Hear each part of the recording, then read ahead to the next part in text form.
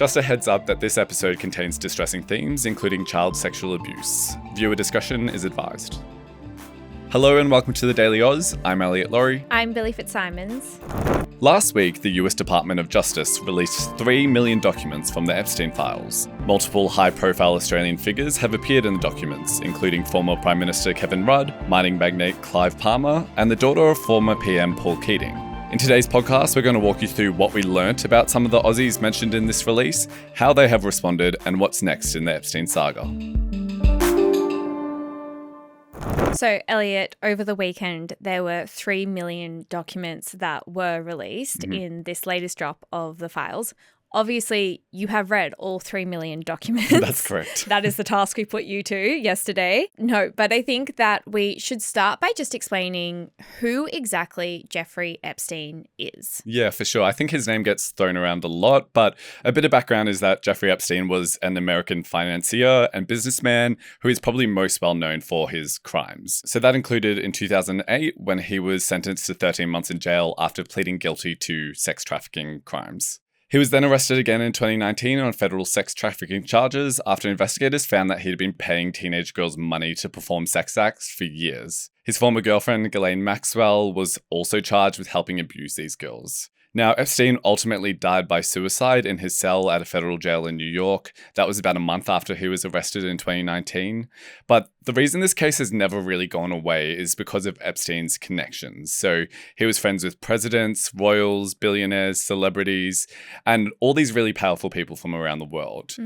There's kind of always been this question hanging over the case. Did any of these people have anything to do with it? And did they know about or participate in his crimes? Yeah, I would say when Jeffrey Epstein was alive, the focus was on holding him to account for what he did. But since he died, the focus has turned to, well, who were the people around him who either facilitated those crimes or also actively participated in those crimes? Exactly. And that is what these files are all about. But it's important to say, and I know you will also emphasize that just because you are named in these files doesn't mean that you are accused of any wrongdoing. Correct. Do you want to just explain what these Epstein files explicitly are? Yeah, of course. So in short, the Epstein files are all the documents that were collected by the U.S. Department of Justice or the DOJ when they were investigating Epstein. So during his most recent presidential campaign, the current president, Donald Trump, vowed that if he was elected, he would release all of those files. It was kind of a big election campaign promise. Then, in November last year, the US Congress passed legislation called the Epstein Files Transparency Act. That was to force the release of the files, and it meant that the DOJ was then required to publish all available files by the 19th of December. Now, it's important to note this didn't actually happen, and the DOJ said the process was delayed because they were redacting the names and identities of victims in the crimes. That was quite a manual process, so that was kind of their justification for the delay of the release because it was so many documents. And it is true that there is a lot of redactions in the final files that we've seen publicly, but we don't know what's hidden behind them. So we, as journalists, can't verify if it's just the victims' names that has been hidden or if there's something else in there, which we'll talk about later. Okay, so that's kind of the context of who Epstein is, what these files actually are. And over the weekend, we got the last drop of all of the files, right? Yeah, that's correct. So as I mentioned up top, 3 million pages. So to put this into context, if you printed them all out and stacked them on top of each other, that would account to roughly the size of the Eiffel Tower in terms of how much information we're talking about. Wow, the height of the Eiffel Tower. Yeah, that's exactly right. And it's important to note that the collection of documents that was shared last week will likely be the last major release, as you mentioned. And that's because the DOJ has said that it has now produced, with a couple of exceptions, quote, all documents, files, records, videos, and images related to the investigation. So the new files did include mention of people like the former Prince Andrew, current US President Donald Trump, and billionaires Elon Musk and Bill Gates, as well as quite a few notable Australian people who we're going to talk about today. Yeah, I think we could do a whole podcast on all of the, very high profile people who were named in these files. But I do think, we're an Australian podcast. I think it is interesting to focus on the Australians that were named in these files. Who are they? So as you can imagine, with 3 million documents, there are a lot of names that people have had to go through. And I do just want to pause here and reiterate again that just because someone is mentioned in the Epstein files, it doesn't mean that they are connected to his criminal activity or that they even knew him. Yep. However, the people I'm going to focus on today are the former Prime Minister Kevin Rudd, mining magnate Clive Palmer, and Katherine Keating, who is the daughter of former PM Paul Keating. Okay, Elliot, I want to go through each of them one by one. Let's start with former Prime Minister Kevin Rudd. If anyone's not familiar with him, he was elected Prime Minister in 2007 and was the Prime Minister for a few years. On and off. On and off, yes. Famously on and off. Famously on and off. So, Rudd was referenced a couple of times in the released documents, which showed Epstein had repeatedly tried to organize meetings with him.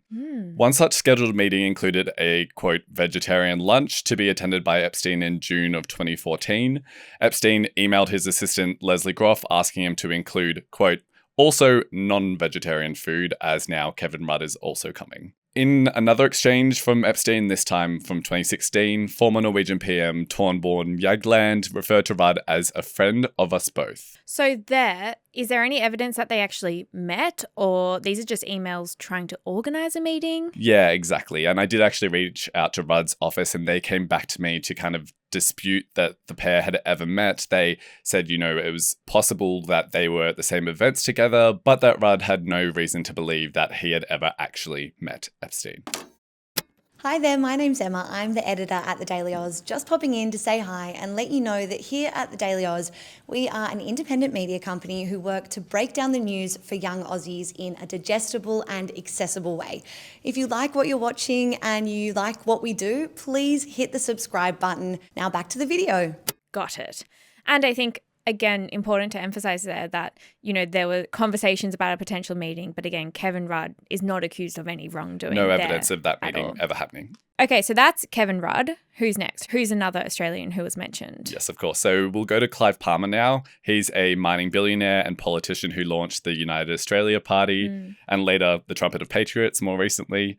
He's probably best known for spending record-breaking amounts of money on political advertising for those parties. And Palmer is actually mentioned in a text exchange between what is believed to be Epstein and a former Trump advisor called Steve Bannon. Now, Bannon is a really important figure in American politics. He's kind of considered the godfather of the Make America Great Again movement.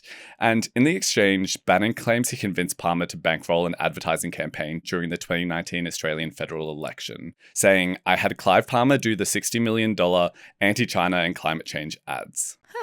Wait, pause for a second. So that's 2019. Yeah. Jeffrey Epstein is still alive at the point of this exchange. Correct. How does this relate to Epstein? Yeah, so great question. You might remember that during the 2019 federal election, there was a lot of sort of misinformation swirling around, marked by a large-scale ad blitz run by Palmer's United Australia Party. Yes. Yeah. Do you remember? Is that when we were getting texts or before then? I actually can't remember. I think it was before the text, okay, possibly. Pre-text. Yes. So definitely some TV campaigns, yes. Things like that. And on election night, Palmer himself even said he pivoted his strategy in the final weeks of the campaign to, quote, polarize the electorate and damage Labor's chances of winning. Ultimately, Scott Morrison's coalition went on to win that election, despite polls consistently saying that Labor was set to win.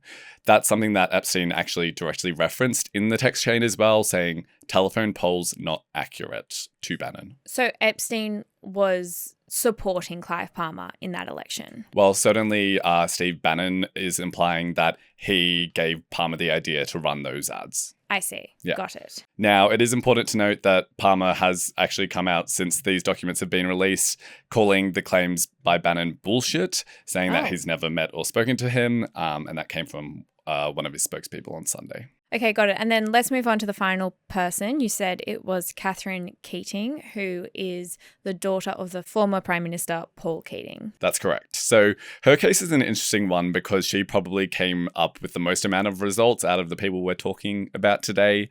The latest release shows that she had contact with Epstein and his associates hundreds of times between 2010 and 2013. As you'll recall, Epstein had already been convicted of child sex offences at this point in time. Keating has told 9 newspapers her connection with Epstein reflected her interest in meeting, quote, reputable and major leaders of American business. And the emails do show Epstein sort of mentoring Keating during her time in America, trying to build a career in TV over there. In one such email, Epstein actually gave her a bit of a hard time, telling her, I think the sales pitch and or the product, in brackets, you, needs to be tweaked. So that was the stuff to do with her career. But another exchange that has caught a lot of attention was when Epstein was organizing a dinner party at his New York home in 2011. The famous Hollywood director Woody Allen was set to attend the event. Now, he's another sort of controversial figure, and he comes up a lot of times in the Epstein files. One text exchange that came up in this release shows him saying to Epstein, quote, I don't want to be one of your women, or should I say girls. I would be much more expensive than that. So it shows a bit of rapport between the two. And it's a bit... So Woody Allen said that to Epstein. That's correct. So back to this dinner. Mm-hmm. Epstein's hosting it, Allen is attending, and Epstein's sort of emailing with Keating about it and has said to her, Allen likes pretty women. Keating then responded, suggesting that she could invite her younger sister, Alexandra, describing her as 25, very cool and sharp as a tack. Now, Keating has yet to publicly comment on this interaction, but she's defended her other associations with Epstein, saying it was purely professional. Okay, we might just leave that there. Mm-hmm. So those are some of the most high-profile Australians who are mentioned in this latest drop of the Epstein files.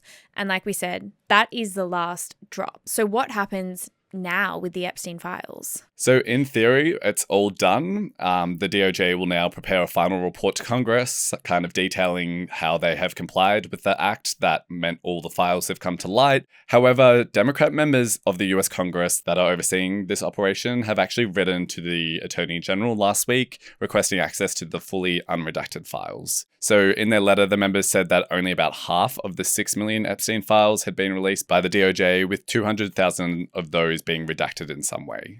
The committee also said it is looking to verify that the redactions have happened in a narrow circumstance and not on the basis of, quote, embarrassment, reputational harm, or political sensitivity, including to any government official. Now, I'd say since, the current president, Donald Trump, he's been mentioned a number of times across these files. The Democrats that are trying to get the unredacted versions, they would probably be implying with that quote that there is more information on him there, but they could be referring to other political figures as well. Okay, so those are the Epstein files. I know we also have hearings that are taking place that a committee is overseeing. I saw yesterday that Bill and Hillary Clinton have finally agreed to testify at that hearing. So, the files are now done, but politics in US talking about Epstein and talking about the implications of the Epstein files, that is definitely ongoing. Yeah, we have a lot to watch out for. Yes. Elliot, thank you for taking us through that. Thanks, Billi. And thank you so much for listening to this episode of The Daily Oz. If you're listening on Spotify, there is a comment section where you can leave us your thoughts. We would love to know what you think. And if you're watching on YouTube, obviously you can also comment there. We will be back this afternoon with your evening headlines, but until then, we hope you have a great day.